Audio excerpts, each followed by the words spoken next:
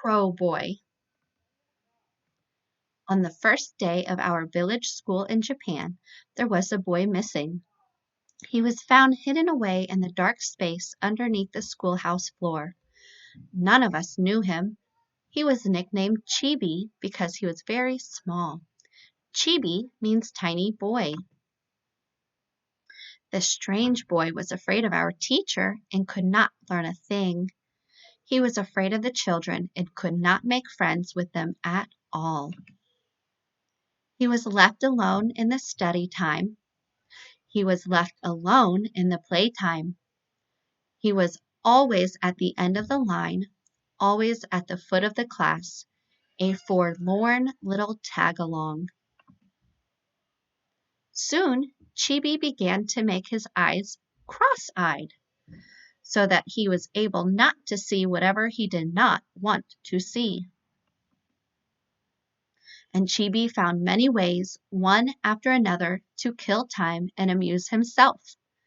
Just the ceiling was interesting enough for him to watch for hours. The wooden top of his desk was another thing interesting to watch. A patch of cloth on a boy's shoulder was something to study.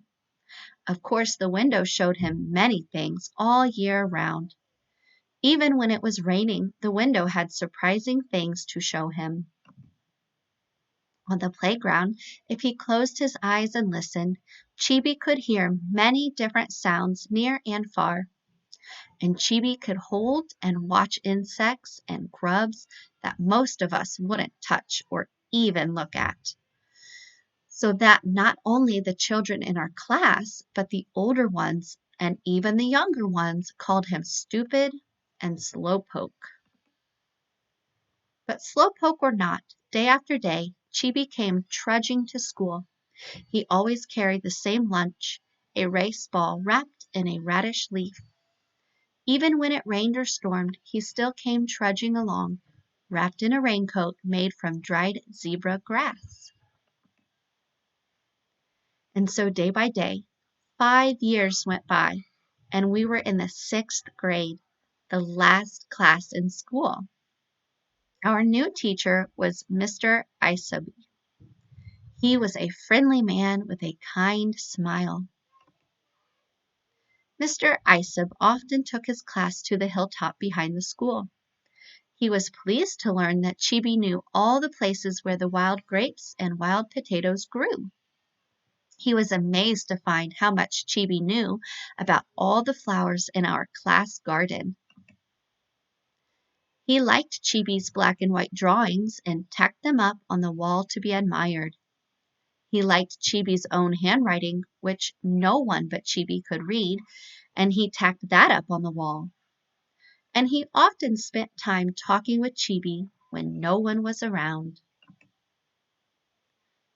But when Chibi appeared on the stage at the talent show of that year, no one could believe his eyes. Who is that? What can that stupid do up there? Until Mr. Isab announced that Chibi was going to imitate the voices of crows. Voices? Voices of crows? Voices of crows?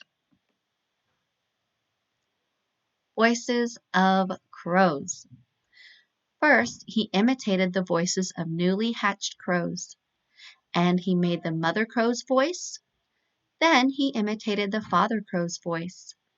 He showed how crows cry early in the morning. He showed how crows cry when the village people have some unhappy accident. He showed how crows call when they are happy and gay. Everybody's mind was taken to the far mountainside from which Chibi probably came to the school. At the end, to imitate a crow on an old tree, Chibi made very special sounds deep down in his throat. Quah! Quah! Now everybody could imagine exactly the far and lonely place where Chibi lived with his family. Then Mr. Isab explained how Chibi had learned those calls, leaving his home for school at dawn and arriving home at sunset, every day for 6 long years. Every one of us cried, thinking how much we had been wrong to Chibi all those long years. Even grown-ups wiped their eyes, saying, "Yes, yes, he is wonderful." Soon after that came graduation day. Chibi was the only one in our class honored for perfect attendance through all the 6 years. After school was over, the big boys would often have work to do in the village for their families. Sometimes Chibi came to the village to sell the charcoal he and his family made. But nobody called him Chibi anymore. We all called him Crow Boy. "Hi, Crow Boy." Crow Boy would nod and smile as if he liked the name. And when his work was done, he would buy a few things for his family. Then he would set off for his home on the far side of the mountain, stretching his growing shoulders proudly like a grown-up man. And from around the turn of the mountain road would come a crow call, the happy one. The end.